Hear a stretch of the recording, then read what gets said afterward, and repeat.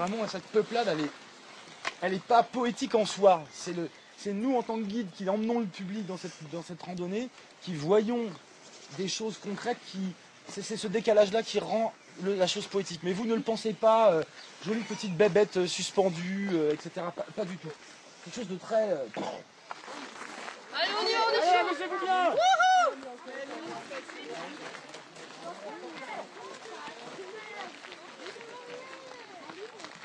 C'est voulu au départ de donner cette image, cette imagerie, cette couleur de fin 19e au spectacle. Ah, oui, parce que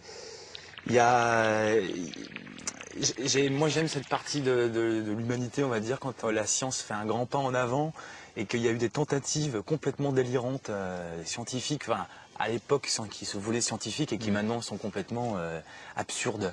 Il y a un côté très absurde dans certaines avancées scientifiques de l'époque qui me plaît beaucoup. Et puis j'aimais bien aussi l'univers un peu désuet que ça crée dans le spectacle. Quelque chose d'un coup on fait un grand bond en arrière, dans un côté un peu faste de l'ancien temps mais qui n'existe plus.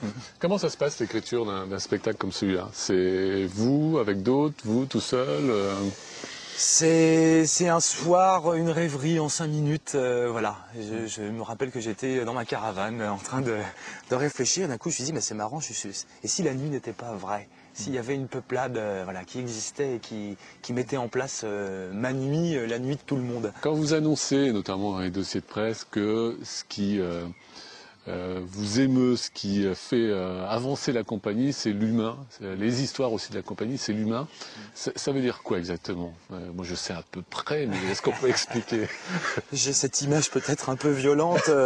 J'ai l'impression, de par ma génération, voilà, que j'ai l'impression que tout ce qui constitue l'humain, ses rêves, sa sensibilité, son droit à la sensibilité, son droit à rien faire, à se lever tard, à se raconter des histoires qui ne mènent à rien d'autre qu'à la rêverie et de perpétuellement pouvoir avoir le temps de faire un voyage à l'intérieur pour savoir où on en est, qu'est-ce qu'on fait là. Est-ce que c'est juste consommer, travailler et dormir qui est important ou il y a d'autres choses? Toutes ces valeurs-là, j'ai l'impression qu'elles sont menacées, qu'il y a en tout cas, moi, je vis une perte ou une série d'agressions. Voilà, dans ce qui m'entoure, je vis des agressions. Et du coup, c'est vrai que à la valise, on a eu envie de prendre comme un petit mouchoir sans importance, de descendre dans le ventre de ces gens qui a priori n'ont pas d'importance et de remettre un petit coup de brillant. Alors, ou de dépoussiérer la fenêtre pour qu'ils voient mieux à travers, ou de frotter la petite lampe du petit génie qui est à l'intérieur et de lui dire tu es quelqu'un d'important parce que tu es humain, tu es unique, tu as des rêves, tu as tout ça. D'être messager en quelque sorte, puis de se rapprocher au plus près des gens, c'est un peu ce qui... Oui.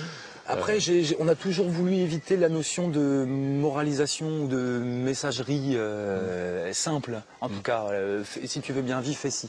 Voilà, si tu veux que tout se passe bien, fais ça. Voilà un cadre imaginaire, voilà une aventure qu'on te propose.